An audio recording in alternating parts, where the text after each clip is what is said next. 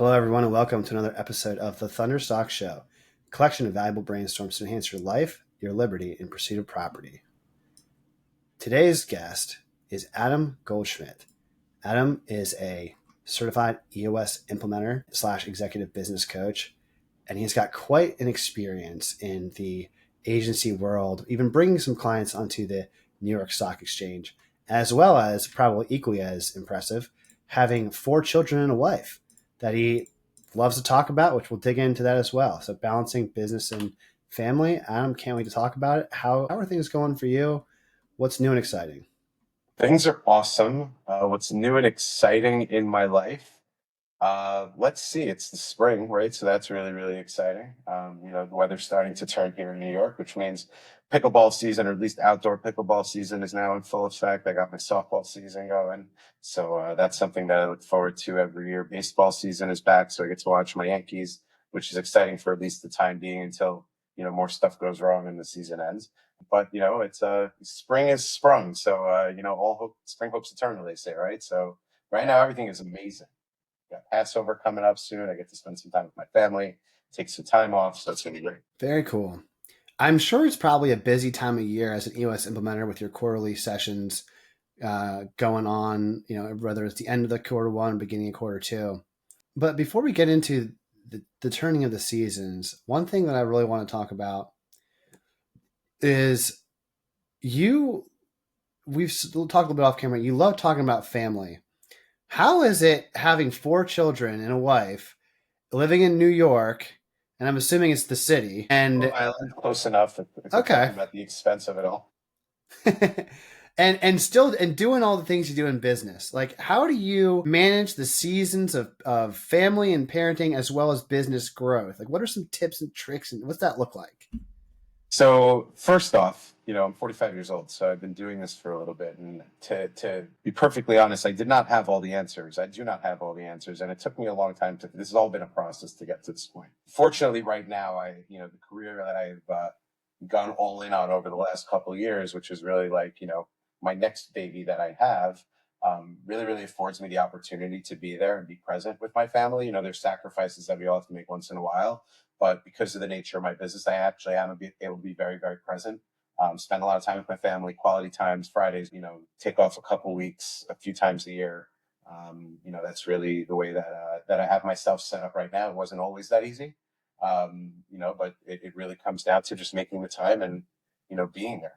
I grew up, I played hockey when I was a kid, and my dad was very, very hardworking, and he was at every single game, like without fail. Like unless he was like traveling for business and he wasn't in town, he was at every single game, even if I wasn't like playing that much on that team at that particular time.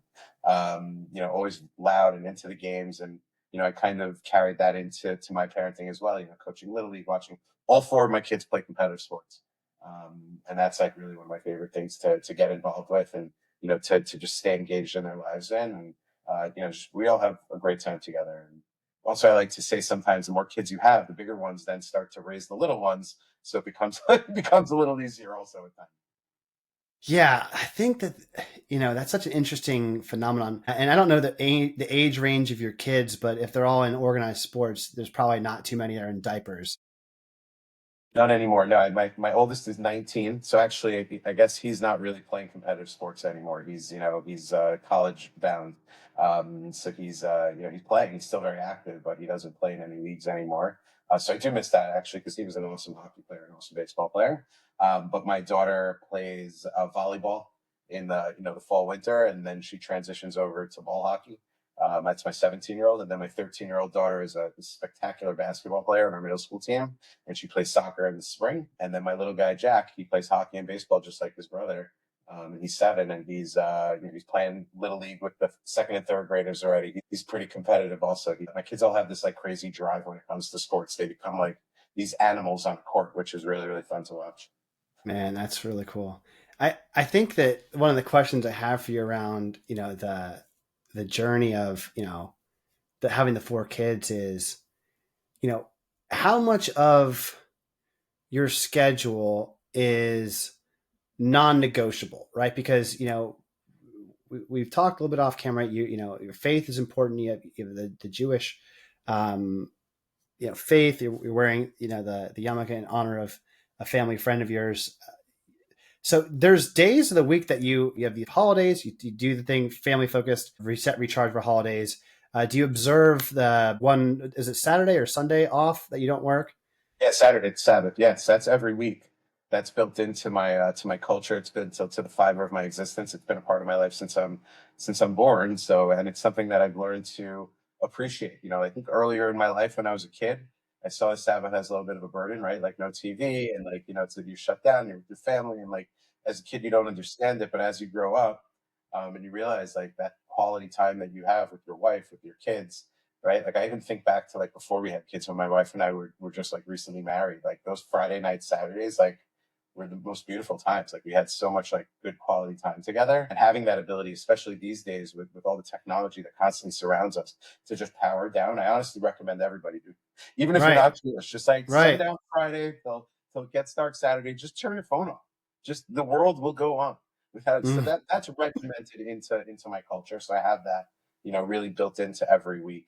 There are a lot of holidays that they're on the Jewish calendar as well, which first off, the observances give us the time with the family. Secondly, I don't work on those days either, so I usually try to take some vacations around that time as well. Like Passover is like about a week long. I usually take off about a half a week before, a half week after, do like a 2 week stint around that. So this way, I could really, really just shut the business down and just be with my family, like all in for I those think one days. observation I have, Adam, is you've probably, like you said, from birth, had a better structure and relationship with time management than a lot of other entrepreneurs because you've probably had to one, but then you get truly the benefits of when you're on, and when you're off, and when your kids have sports, you're there. Oh, and there's some things you don't really negotiate with, and I think that's important for anyone in entrepreneurship and business ownership is to have that firm delineation between this is when you're on focused on life and family and spirituality, faith, and the things that really matter, and here's when you focus on the other things that matter, which is your career and your success. Yeah, my I worked at a place called Blue Switch from 2004 to 2017. Richie Chalme, who is the owner of the company, very close friend of mine. We worked very closely together for a very long time. He always used to put it really, really well, and he would say, "We work to live, we don't live to work." And I was really, really like fortunate enough for about 13 years of the early part of my career, I guess we could call it, being in that environment where it allowed me to do those types of things, where it allowed me on a Tuesday and a Thursday, if I came in early, to leave early to make sure I catch my son's little league practices and games, and things like that were super, super important to the culture of that business. So it helped me develop really, really good habits as well, as far as like powering down and really having that true disconnect. But at the same time, like there's always challenges, right? Like there's those moments where like, there's the fire drill. And even before I started doing what I'm doing now, where like there's just, you have to be on when maybe you shouldn't. Like when I was in e-commerce for many years, Black Friday, Cyber Monday, Thanksgiving time, the busiest time in the year for retail. For Sure. e-commerce companies, a lot of years we would go into Thanksgiving weekend, like fingers crossed that none of our sites crash because, they're getting a Mm. lot of traffic. There's promotions that they don't necessarily know about. I used to dread Thanksgiving. Thanksgiving was ruined for me for years until we figured out how to like get on top of our technology and lock down code at the right times. We developed better processes and procedures to make it more effective. We had shifts so that nobody, you didn't have any one person who had to have it on their mind for more than like an hour or two in the day. So like we worked out ways to work around it. It was the nature of the beast. But outside of that, like really, I do very, very much. I'm proud of my history and the companies that I've worked for that have afforded me the ability to do that. The time management thing was funny. You said that you're born into the time management. I actually feel like I'm born into the time management more because of my German heritage than because of my Judaism. I just think that that's like Really? I have that. Yeah, I have that like German regimented, like very like structured, organized working style. That's straight up, in my heritage as well. On top of the religious elements of it, so it all plays together very nicely. Now I know we discussed that you're from the New York area. You said Long Island. To Yeah. many people that are not familiar with the area, people are like, "What's the difference between Long Island and the city?" You know the big difference, but Yeah. So I Long think Island is a little island that stretches off of Manhattan Island, and it has four parts. It's got Brooklyn, Queens, which are actually part of New York City, and then the other two parts, as you go further east, are Nassau and Suffolk County. So usually, when somebody says they're from Long Island, that means they're from Nassau and Suffolk County, which are suburbs of New York City. So you're about 30 to 40 minutes out of Manhattan, with no traffic. With traffic, who the heck knows? Sometimes it can take 3, 4 hours. But I work with clients in and around the New York metropolitan area. It's usually pretty easy to get to most places. So I'll go into like North Jersey, Rockland County, Westchester, Manhattan, Brooklyn, all the boroughs and things like that. Everything's pretty close by, mileage wise. It's the traffic that throws things off sometimes. And one thing about that that's super interesting is when I was growing up, so I live, I guess the easiest way to describe it would be Philadelphia, largest metro area, call it like a 60-minute no traffic drive to the east of us, but pretty much they call it Pennsyltucky. So it's like the rural area of Pennsylvania. A Hershey chocolate, that's a big brand, Hershey PA is close by. Yep. I always thought it's heavily influenced by that German heritage, the Plain community, Amish, the Mennonite, and they are excellent economic drivers with construction, agriculture, you name it. I mean, they're very hardworking people, and it's pervasive in the culture around here. I would say very economically good hardworking people. And then you go and travel around the country, and I think that the phrase "a New York minute is like a Southern hour" is like time is so relative, especially when you're used to working with people like that are in your instance where, like you said, what it's like to get to certain areas within the city, depending on the time of day and the traffic. Like people in the South that I've worked with, some brilliant entrepreneurs, brilliant business people, but there's a different sense of urgency. Yeah, New York certainly moves at a little bit of a different pace. That is for darn sure. A lot of times when I visit other cities, I'm like, why is everything so slow? And I'm not really like, I've worked in the city, lived in the city, I've spent many years working in the city. So I am a New Yorker through, even though I live on Long Island, I'm very much part of the city culture. And I go to other cities and I'm just like, where's everything? What's going on? Where's like the vibrance? Like you think about it, like, and there's some cities that I like that I think like hold a candle. So I love going to Chicago. I happen to really love Toronto. It's a really fun city for me. Like I just feel like it matches that. Like those are two cities that I feel like match the New York pace a little bit closer, but it's definitely a different part of the world. The way we drive, the way we talk. I mean, I've trained myself over the years to slow myself down. This is me talking slow, right? Like I can go way faster if I need to. That's how we're used to accepting and receiving information and giving information. Everybody's like part of the rat race. Like you see the streets of Manhattan during rush hour and, it's headphones on, head down, like get where you need to go. And like, if you're in my way, you might get knocked over, but not me. I wouldn't do that. But some people might knock you over. Right. Like, like it's just the way it is. But I think we get a bum rap because I think we're nice. We're just not that patient.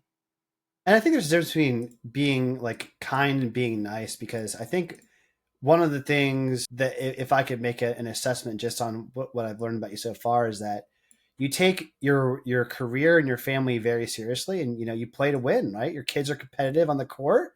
You've got things, you got mission to accomplish, and Yeah, I mean, like you see, I got these shelves behind me. Like two books are popping out in my head right now about like what we're thinking about here. But number one is a book by Doug Brackman called Driven, which I think is a very good, accurate representation of my personality. Where it's actually the book talks about there's a genetic makeup that certain people have, and called the Driven.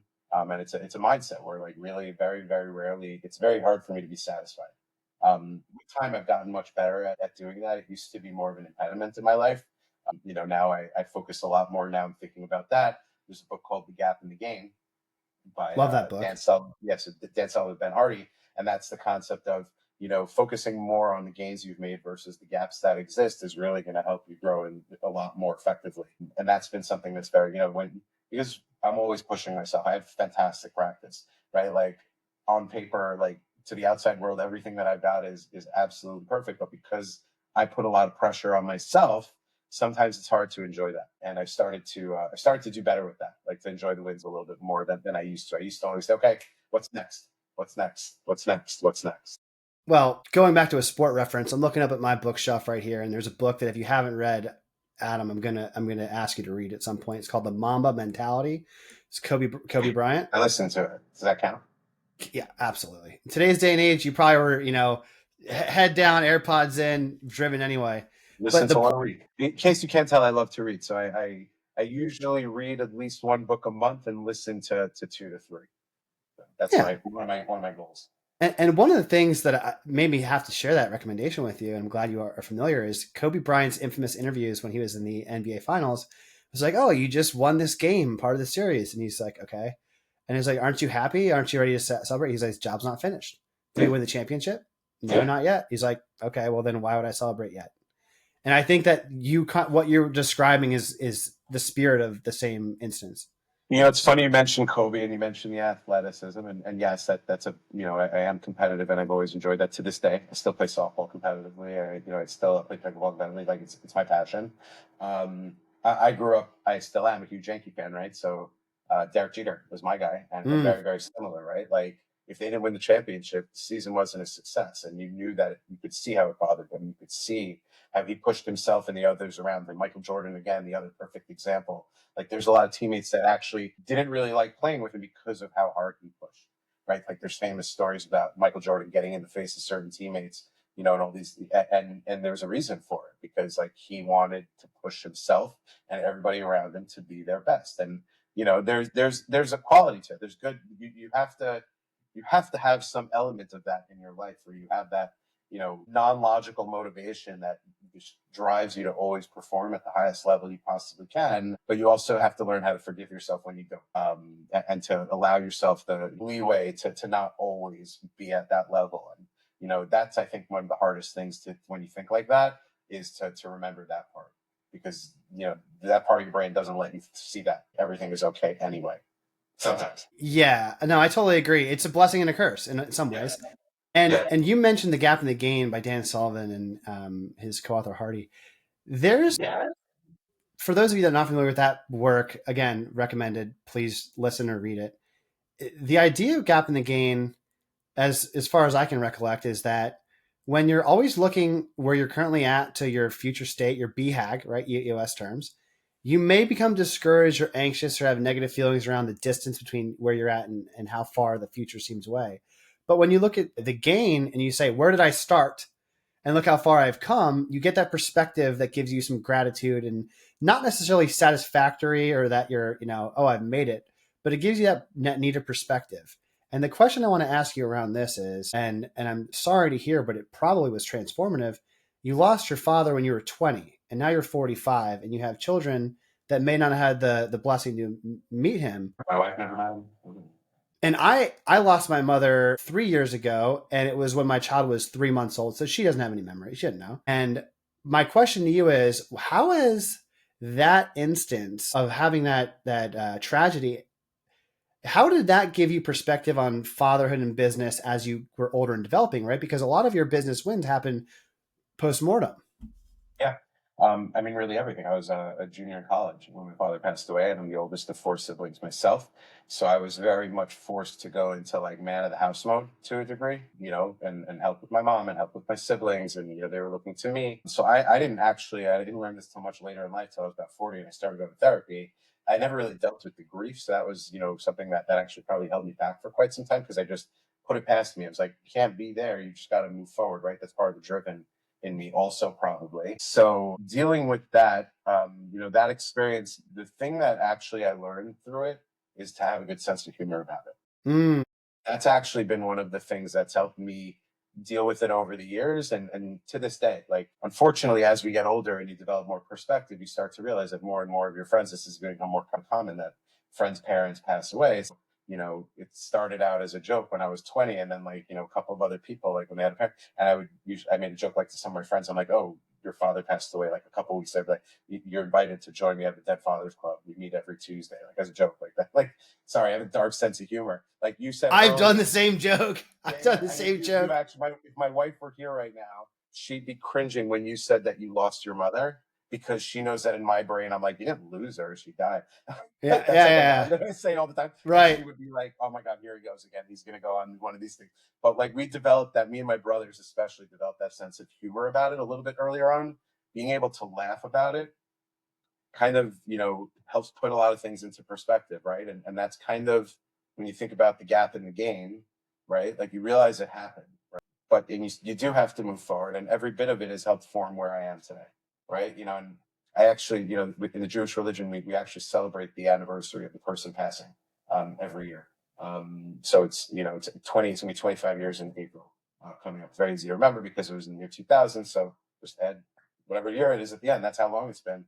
And last year I had this thought when I was talking about it on the anniversary of his death that, looking back, hindsight 2020, when it happened, like there's no possible way that you could say that this is a good thing. And we would say it, like it's for the best, it's for the best. And it's like a thing that people say to like cope and deal with tragedy. But thinking back, like reflecting now back on the last 25 years, looking at my wife, looking at my kids and the family that I built, looking at, thankfully, the career that I built for myself and the success that my kids have already experienced and everything that my brothers and my sister have accomplished and how our kids are all, being raised, the way that my father would be proud of, and they're close and we're connected as a family. I want, who knows if all of this stuff would have been here if he was around, right? Like I like to assume that's the case, but obviously, it's hard to see it in the moment when you say that things happen for a reason. But when you look back at it now and I see how far I've come, how can I not think that it happened? Right? So it's weird. It's an interesting perspective. I miss him all the time. I think about him all the time. I'm at the point in my life where he's been gone way longer than he was with me. And, for my siblings, it's tougher because they were even much younger. My sister was 10 years younger than me. She was 10. Her memories are very limited at this point, right? Like she remembers, she sees Totally. pictures, there's little vignettes in the memory, but I had a deeper relationship with him. I was, starting to develop my career even a little bit in college and talk to him about those types of things. We obviously had more history together just because we had more years together. But again, looking back on it, like, yeah, it's a challenge, it's a struggle. It's something that, of course, I wish that my father would have been here for every bit of it and everything would have turned out exactly the same. But, we don't get to choose those things sometimes. And there's two things that are incredibly poignant as it relates to personal development, career development, and just want to share. There's a song by Steven Wilson Jr.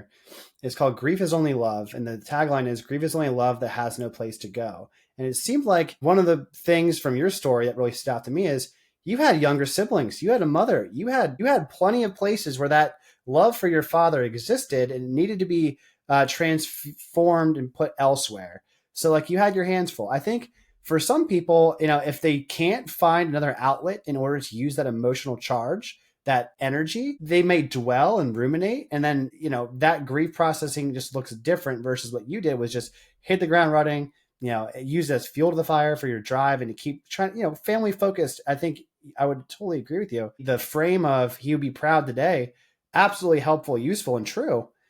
And then the second thought about that, Adam, is I didn't realize this is something I learned today, is that, you said in your faith that they celebrate the anniversary of the passing.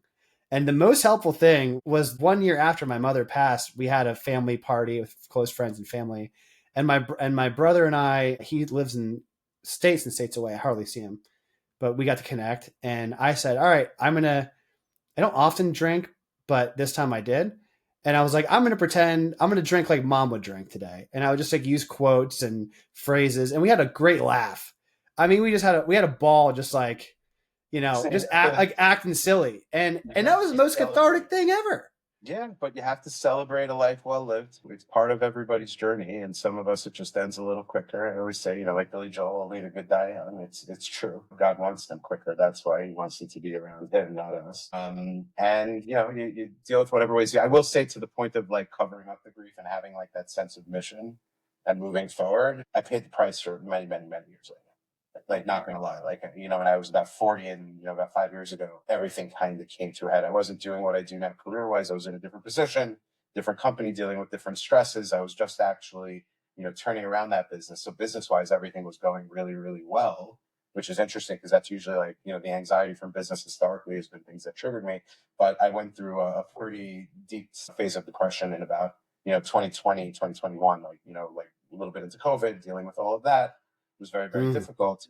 And I started going to therapy then, and that was life changing. And that's really where I realized that I never really processed the grief. I never really processed my relationship with my father and what it was, and the good, the bad, and the ugly. Like he became one of, instantaneously when he passed away, he became this, deity to not to say that we worship in any way, but like No, he right. was a very, very important person in the community. There's a wing in our synagogue named after him. He was involved with the youth.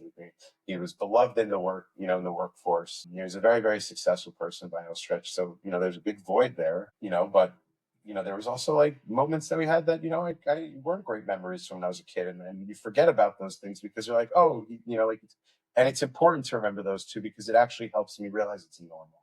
I had, Mm-hmm. and it was something that I guess we're getting a little deeper than I thought I would go on this today. But when I It's all started right. in the process, in the start of the process of really, really processing that grief, I actually became a little bit angry at it, right? Sure. Like that's what ended up happening, and it never came out previously.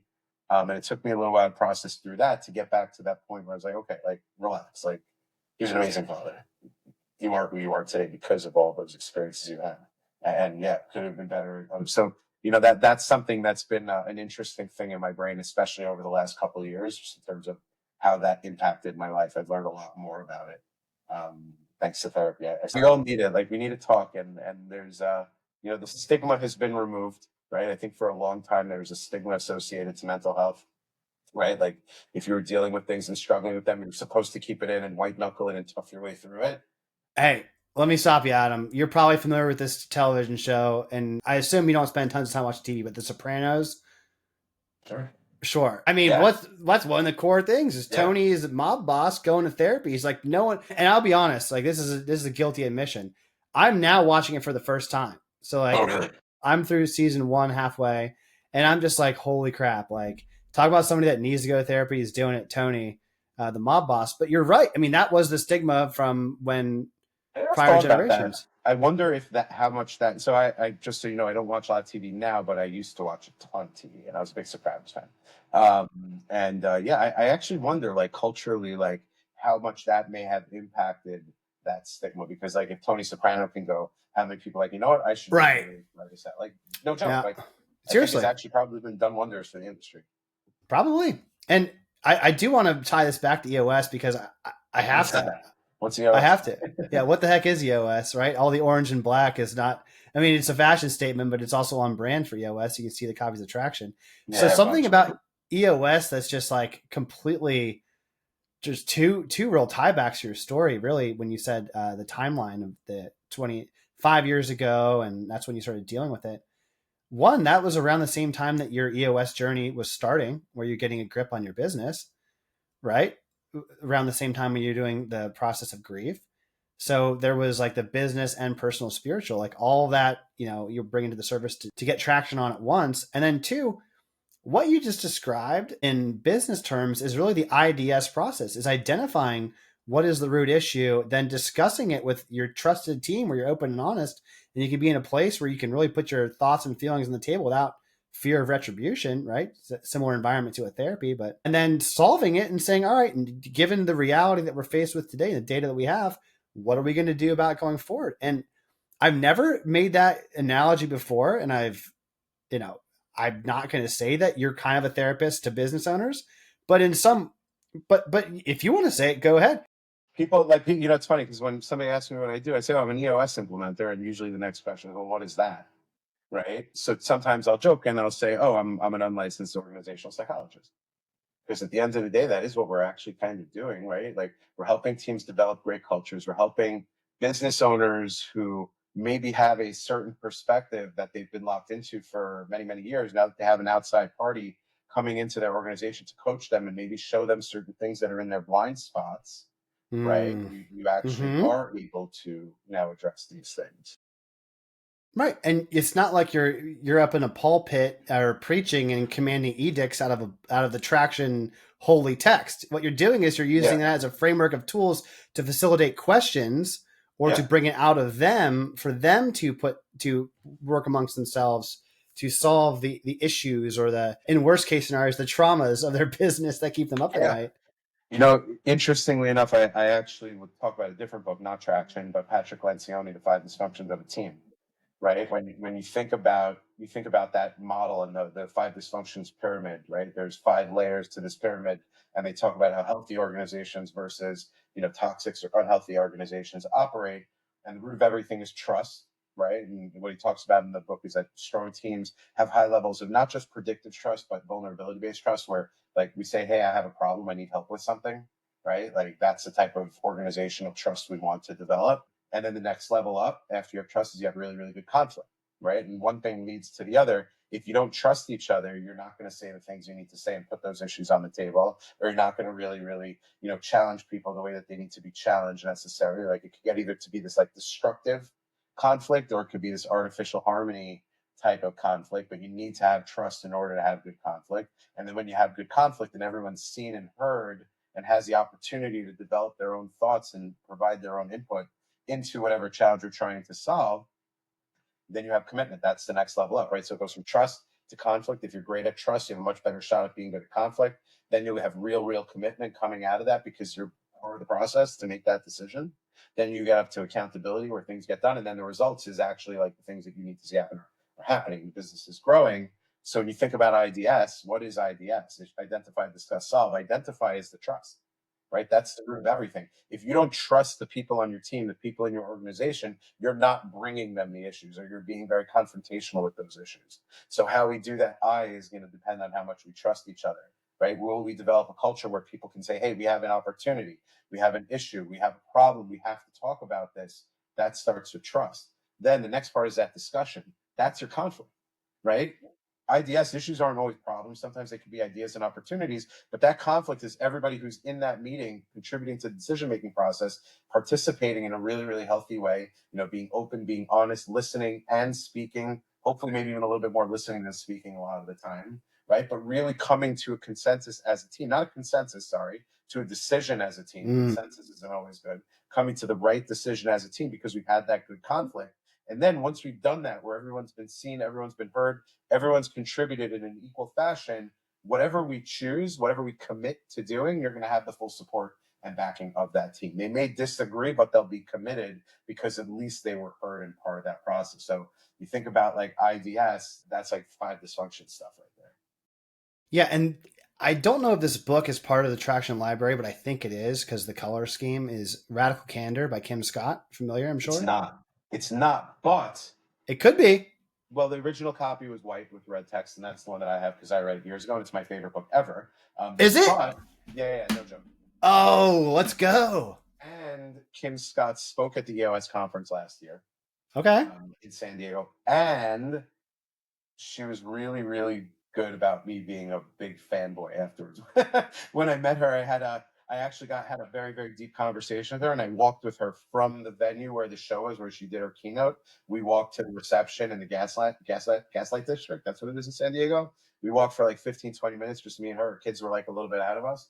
And we had like a deep, meaningful conversation. And that was one of like the highlights of my last year was having that opportunity to jam with Kim Scott a little bit. She is a powerhouse. Love that story. I'm getting excited just hear secondhand excitement from that. Yeah. I'm not going to go down a deep rabbit hole, but I will tell you that one of my core values for my business is I call it relentless candor. So it's radical candor plus sticking with it, just ad infinitum, like continually doing radical candor. And what I found with trust and why I think it's such an impactful book that other people should read is that there's a difference between being kind and nice, which I love to talk about. And kind is, you're confronting directly while caring personally, right? The whole quadrant, the 4-quadrant thing in the book. So the Kim Scott track is there's a way to have healthy conflict, and it's with radical candor. It's caring personally enough to say, hey, your fly's down, Adam. Not, hey, everybody, look at Adam's fly down, But it's like off to the side, walking out of the room. Hey, by the way, you might want to zip that up. So anyway, tell me why it's your favorite book, because I want to hear your side of it. So, I mean, obviously I read it years before I started as an implementer. I've been talking about it. If you look at my Instagram from probably 4 years ago, I did a book review on it then. Because I was, after I read it, I was just like, this book changed the way that I think about communication. It's very much part of what I do. Because my job as an implementer is basically threefold. Number one, I'm a teacher. Number two, I'm a facilitator. And number three, I'm a coach. So teaching, I have to teach my leadership teams, teach my clients how to use the EOS toolbox, knowing where the tools are, how to apply them to different areas of the reality of their business.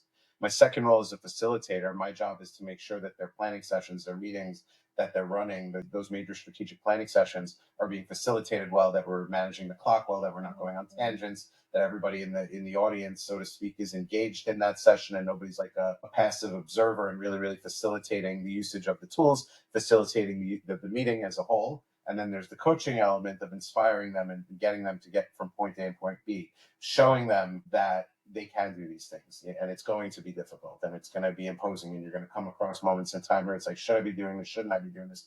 And you have to persevere and you have to push through it. Right. So what radical candor, like I've always been Mr. Radical Candor. I've always been the person that says it like it is. I'm never that person who, if there's somebody that I maybe don't love as much as I possibly should, right? Like there's something like I always struggled with being that person to make pretend that I like them.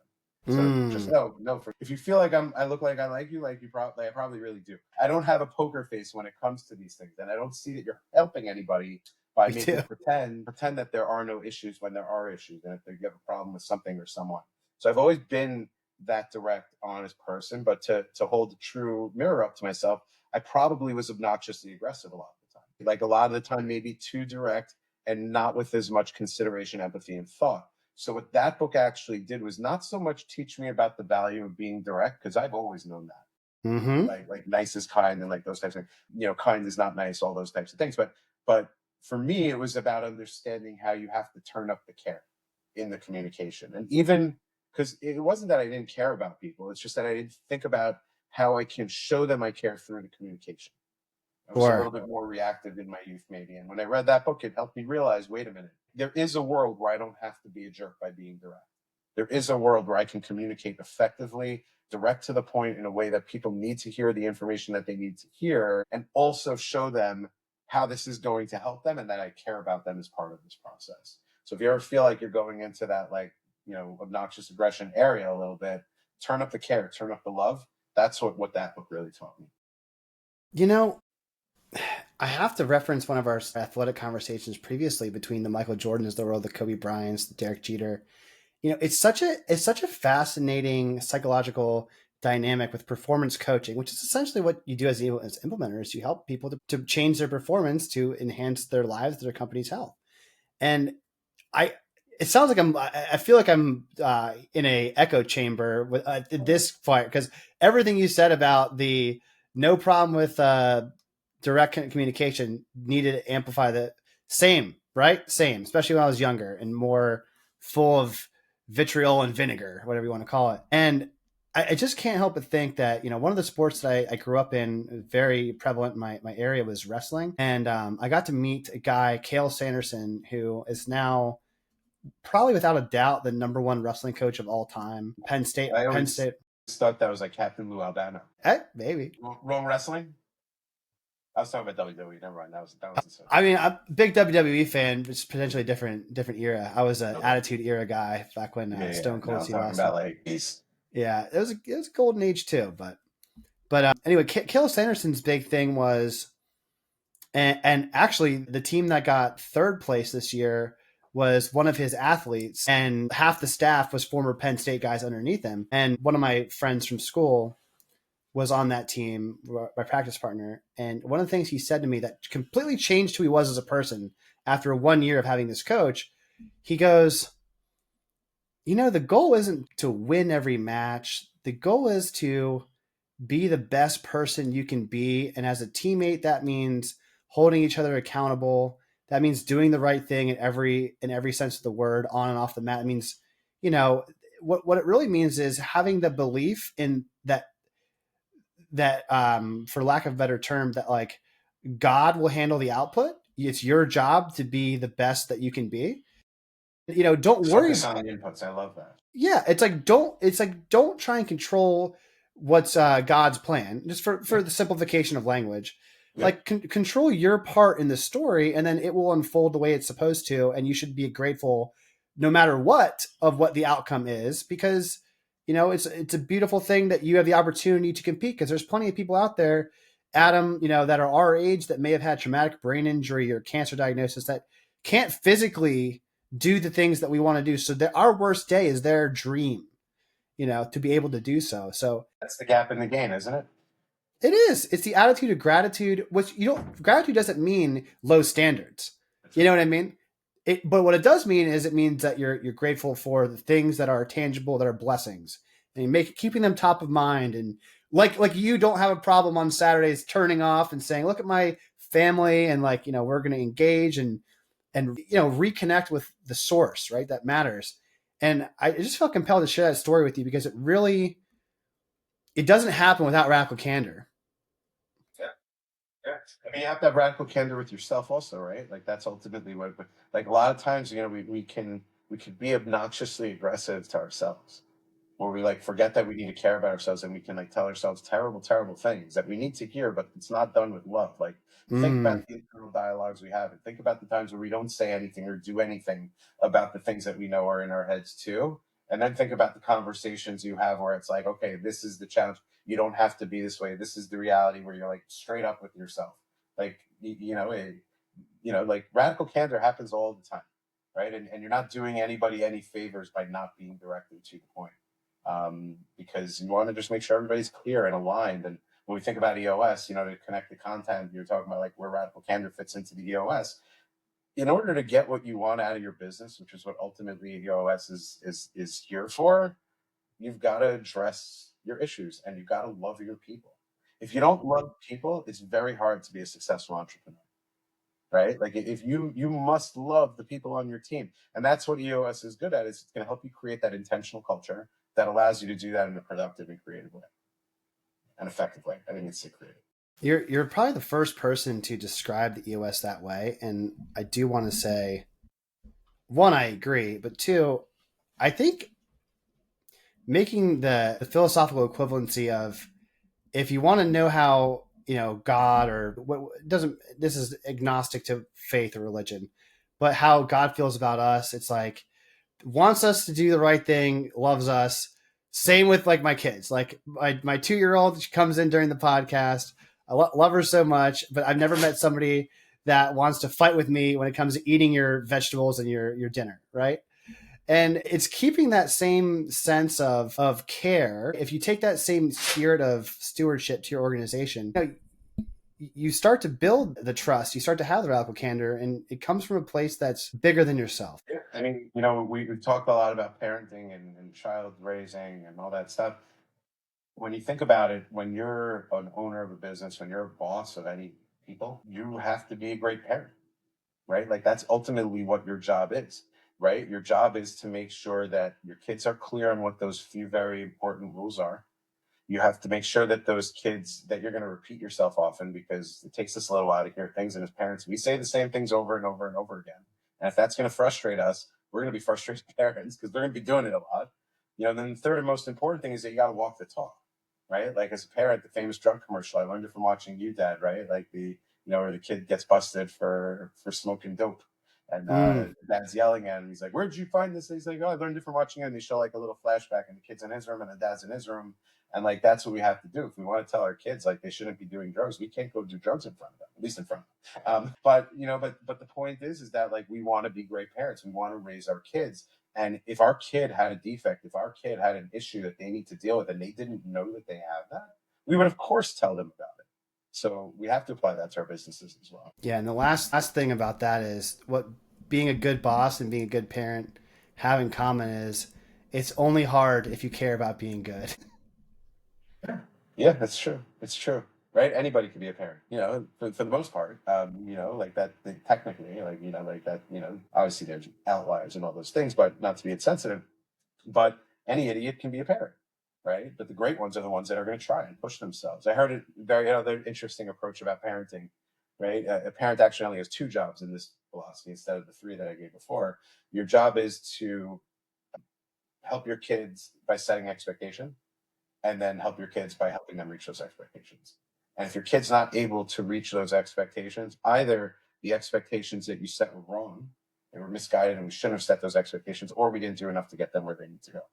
But a great parent is always going to take responsibility when they see that there's something going on. If your kid is struggling with something, all great parents, they always say, like, you can only be as happy as your least happy kid, because you're taking on that burden for them. And leaders and business need to kind of do the same thing. Man, that's such a true thing. I've got a couple more questions for you. Number one is, if you could solve one challenge, what would be that challenge, and what would make the significant impact? Like, what would the impact be? If I could solve one challenge, like in the business sense, or like when I'm talking about like my crazy inventions. Go either direction. I'm thinking business sense though. I'm thinking, we've been making these great storytelling and analogies about parenting and business, and I think we talked about really helpful frameworks, but I think one like theoretical IDS session, right? Like what's the domino? Like if you solve this one issue, an L10, you don't judge an L10 as a 10 if you solve every single issue on the list. In fact, that might not have been a great L10, even though it looks productive. But if you solve one meaty issue, then anything else, that could be a great meeting. So same thing with challenges as of today. Yeah, so I will bring this back to EOS because I actually think, there's a lot of tools that we teach and there's 6 components of the business that we focus on. But for me, it always comes back to one very specific tool that really is kind of almost the root of everything. And that's the tool that we call the accountability chart. The accountability chart is like an org chart on steroids. It's what defines the seats in your organization. What are the major functions? What are the specific roles? If you're in that seat, if you're in a finance seat, a sales seat, an operations seat, whatever you may have, what are the 5 specific roles that you are accountable to deliver so that you know what success in your role looks like? And when you have that clarity on role structure, right, everything else actually kind of falls into place from there. So if you could solve that challenge and get on top of your structure and understand who should be in which swim lanes, who's accountable for what, and more importantly, maybe sometimes who's not accountable for what, because a lot of times people are just used to like jumping at every fire without taking a step back and be like, wait a minute, I delegated that to somebody, let them handle it.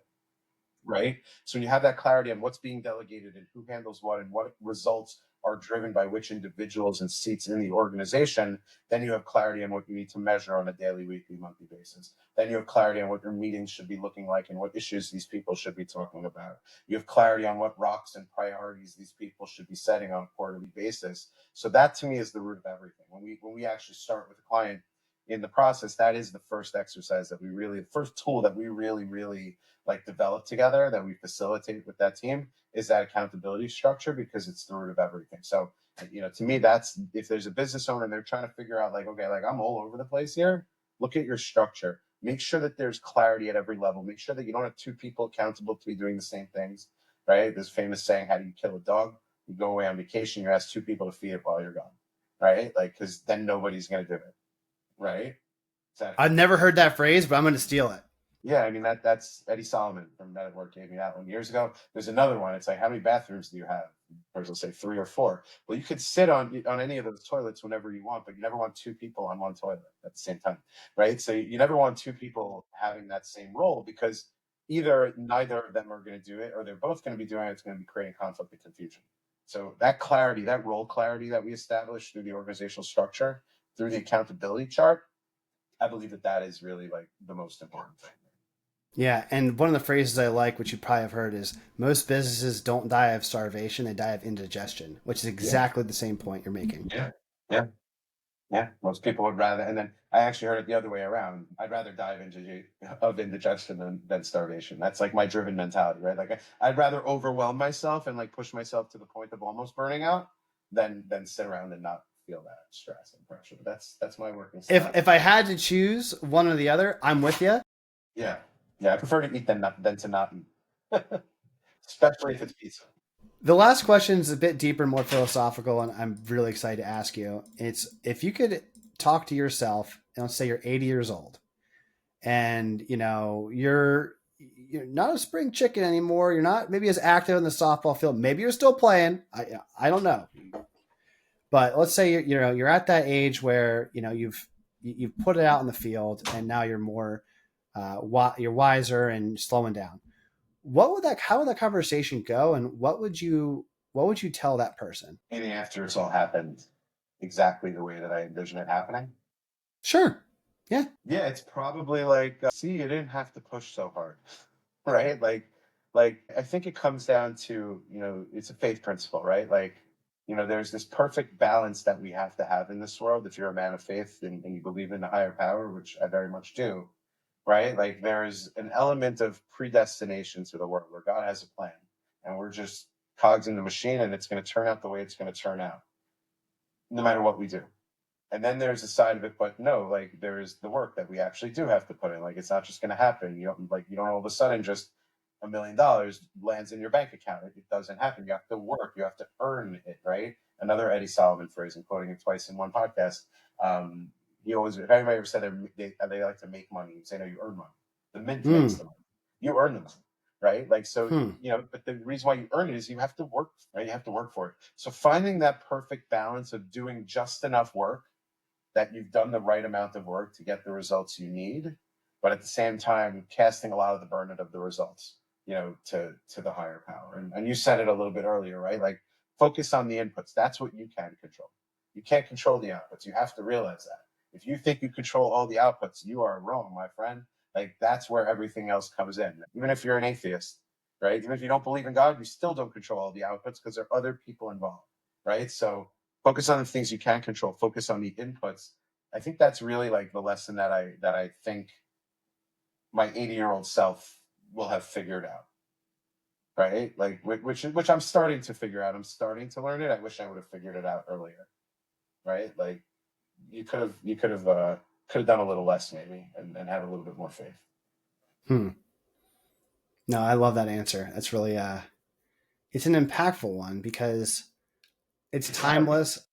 It's actually arrogance when you think about it. If you think you can fix everything yourself, you're arrogant because you can't. Are you familiar with the fable of Ozymandias, which is the emperor of nothing? Sure. Yeah, I'm trying to think of the source text of what book that was from. But if you're familiar with Alan Moore's story of Watchmen, one of the characters is Ozymandias, and he was like this genius billionaire that wanted to control the world. Well, essentially, the root of this is exactly that hubris and arrogance you talked about, where this person was in control of this world, like worldly empire that just was dust. And time went on and passed, and everyone forgot about him. It's like, who wants to be in control of all the outcomes and have complete control? That's kind of, in my opinion, and my faith is God's domain, not my role. I'm not in the accountability chart of the almighty creator or whatever. But jokes aside, it's be careful what you wish for, because if you get it, you may not be as fulfilled or satisfied. And I think one of the quotes that really sticks with me from talking to you, Adam, is that plans, God laughs. So just like, yeah, you can plan all you want, but as long as you're executing and you're keeping that sense of humor when things don't go as planned, and you do your best to play your part, same thing with accountability chart, like, hey, know your role and play it well, Shakespeare. I think that's all you can ask for at the end of the day. That's right, man. I didn't even say that line today, but that's a little bit of a mantra in our house.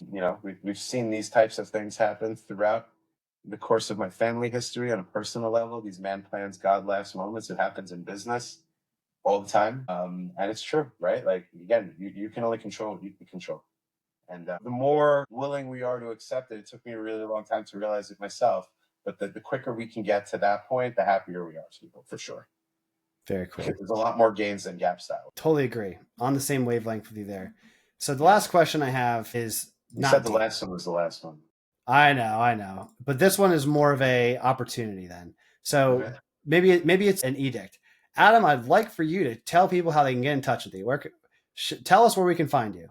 Absolutely. So the best way to get in touch with me actually is to shoot me a text or a WhatsApp message. My cell phone number. I'm giving you my cell phone number.